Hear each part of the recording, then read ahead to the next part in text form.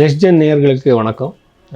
இங்கே வந்து நாம் அந்த ராசி பலம் பார்க்க போகிறோம். ஃபெப்ரவரி மந்தோட ராசி பலம். ஸோ அதுக்கு பார்க்குறதுக்கு முன்னாடி ஒரு விஷயத்தை நான் சொல்லணும். எப்படின்னா, ஒரு ஜாதகம் பார்க்கும்போது இப்போ நீங்கள் ட்வின்ஸ் குழந்தைகள் இருக்கும் இல்லையா, அவர் பிறந்திருக்கிற டைமில் வந்து ஒரு 5 மினிட்ஸ் 2 மினிட்ஸ் டிஃப்ரென்ஸ் இருக்கும்.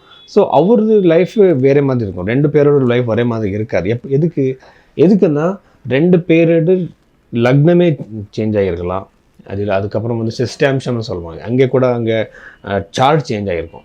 இது நியூமராலஜி மாதிரி டேரட் கார்டு மாதிரி இல்லை. ஸோ அந்த மாதிரி ஜாதகம் பார்க்குறதுக்காக எப்படின்னா, அந்த ஜோதிடர்களுக்கு அந்த பர்த் டைம் ரெக்டிஃபை பண்ணுற ஒரு வேலை தெரிஞ்சுதான் ஆகணும். ஸோ நிறைய பேருக்கு அது வராது. சும்மா நீங்கள் கொடுத்துருக்க டைம் வச்சுட்டு ஒரு ஜோதிடம் சொல்லுவாங்க.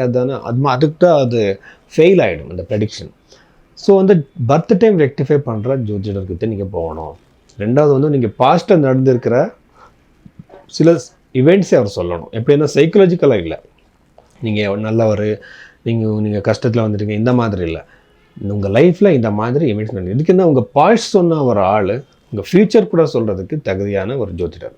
ஸோ அவரை விட்டுடாதுங்க. ஸோ அவருக்காக அவர் அந்த மாதிரி ஜாதகம் பார்க்கணும். மூணாவது வந்து ஒரு பரிகாரம் கொடுக்கும்போது என்னென்னமோ மேஜிக்கல் ரெமெடி உங்கள் தலையெடுத்து நான் மாத்திரன்ற மாதிரி சொல்கிறது இல்லை.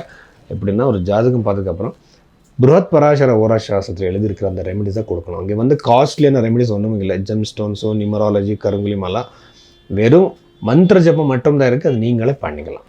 ஸோ இந்த மாதிரி ஜாதகத்தை விவரமாக பார்க்குறதுக்காக நீங்கள் பைரவி ஆஸ்ட்ரோவில் நீங்கள் உங்கள் கன்சல்டேஷன் புக் பண்ணுங்கள். இந்த ரிச்சிக ராசியில் பிறந்தவருக்கு வந்து இந்த ஃபெப்ரவரி மாதத்தில் 2026 நம்ம பார்த்தா 3வது வீட்டில் நிறைய கிரகங்கள் இருக்குது. நான் எப்போவுமே சொல்கிறேன், எப்படின்னா இந்த ஜாதகம் பார்க்கும்போது தர்ம அர்த்த காம மோக்ஷா இந்த 4 பிளேஸத்தை நம்ம பார்க்கணும். எங்கே நிறைய கிரகங்கள் இருக்கோ அவருக்கு வந்து அங்கே தான் அவர் மனசு போகும்.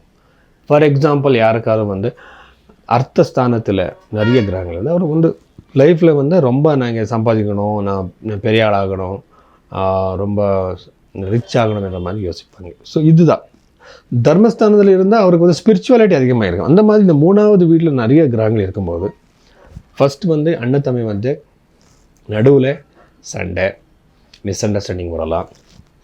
3வது வீட்டு வந்து ரொம்ப அஃப்ளிக்டட் ஆகிருக்கிறதுனால வேஸ்டான ஒரு திரிகிறது, எப்படின்னா ஜெர்னிஸ் இருக்கும். 3வது வந்து பேரண்ட்ஸ் ஹெல்த்து கொஞ்சம் அவருக்கு ஹெல்த்தில் பிரச்சனை வரலாம். 4வது வீட்டில் இருக்கிற ராகு பார்த்தா கண்டிப்பாக இது ராகு எப்படின்னா எது இருந்தாலும் கூட உடைக்கிற ஒரு வேலை செய்கிற ஒரு பிளானெட். ஸோ அந்த மாதிரி அந்த பிளானெட்டோட நேச்சர் இருக்கிறதுனால குடும்பத்தில் பிரச்சனை, அப்பா அம்மா விட்டுட்டு தூரம் போயிட்டு சில பேர் போயிடுவாங்க, வீட்டில் நிறையா விஷயங்களுக்கு சண்டை வரும், அந்த மாதிரி பிரச்சனை கண்டிப்பாக வரும். இந்த பஞ்சமபாவத்தில் சேட்டர்ன் பார்த்தா கண்டிப்பாக இது குழந்தை பாக்கியம் பற்றி ஜாதகத்தில் ஏதாவது பிரச்சனை இருந்தால் அவருக்கு வந்து ரொம்ப டிலே ஆகும், பிரஜனை ரொம்ப டிலே ஆகிற சான்சஸ் இருக்குது. ஆனால் யாராவது வந்து சில பேர் வந்து புது கோர்ஸ் பண்ணுறேன் சார், நான் புது ஹையர் எஜுகேஷன் பண்ணுறதுக்கு கேட்பாங்க இல்லையா, அவருக்கு வந்து இந்த டைம் ரொம்ப நல்லாவே இருக்கும். இந்த இந்த துளாராசியில் பிறந்தவருக்கு வந்து ரொம்ப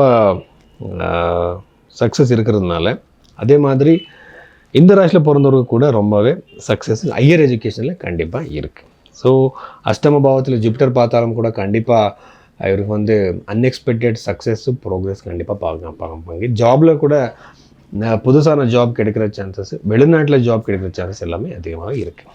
இனி வரைக்கும் வந்து நாம் ஒரு ராசி மேலே நாம் என்னென்ன நடக்கும்ன்ற மாதிரி பார்த்துட்டோம். ஸோ ஆனால் இப்போ வந்து ஒரு ஜாதகம் பார்க்குறது எப்படி, ஒரு ஜாதகம் ஃபார் எக்ஸாம்பிள் ஒரு கல்யாணம்னு பாருங்கள். அங்கே வந்து லக்னம், சந்திர ராசி, சூரிய ராசி, பாத லக்னம், உபபாத லக்னம், அதுக்கப்புறம் வந்து நவாம்ச குண்டலி, அஷ்டக வர்ணம், கோச்சாரம், பிரஷ்னம் எல்லாமே பார்த்து தான் ஒரு ப்ரெடிக்ஷன் கொடுக்கணும். சும்மா சில பேர் இருப்பாங்க, ஒரு 5-10 நிமிஷத்தில் எல்லா லைஃபஸ் மொத்தம் சொல்லிவிடுவாங்க. அது எப்படி?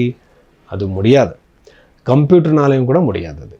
அது வந்து ரொம்ப எக்ஸ்பீரியன்ஸ் வேணும், டைம் வேணும், அந்த ரெஸ்பெக்ட் நீங்களும் கூட கொடுக்கணும். ஸோ அந்த மாதிரி டீட்டெயிலாக ஜாதகம் பார்த்து ப்ரெடிக்ஷன் கொடுக்கும்போது உண்மை தான் சொல்லணும். எப்படின்னா உங்கள் லைஃப்பில் இருக்கா இல்லையா சார், நான் கார் வாங்குவேன்னா நான் கார் வாங்குறேன்னு நீங்கள் வாங்குறதுக்கு வாய்ப்பு இருக்கா நீங்கள் கேட்பீங்க, இருக்கா இல்லையா அது மட்டும்தான் நான் சொல்லணும், இல்லைன்னா இல்லை. ஸோ நீங்கள் அதை அக்செப்ட் பண்ணிக்கணும். ஸோ இது வந்து கர்மத்துலேருந்து நமக்கு வரப்போகிற இந்த ப்ரெடிக்ஷன் வந்து அது யாராலையும் மாற்ற முடியாது. அதனால இருக்கிற உண்மையை நீங்கள் அக்செப்ட் பண்ணிக்கணும். அந்த மாதிரி நீங்கள் ஜாதகம் பார்க்குறதுக்காக, உண்மையை தெரிஞ்சுக்கிறதுக்காக நீங்கள் பைரவி ஆஸ்ட்ரோவில் நீங்கள் கன்சல்டேஷன் எடுத்துக்கோங்க.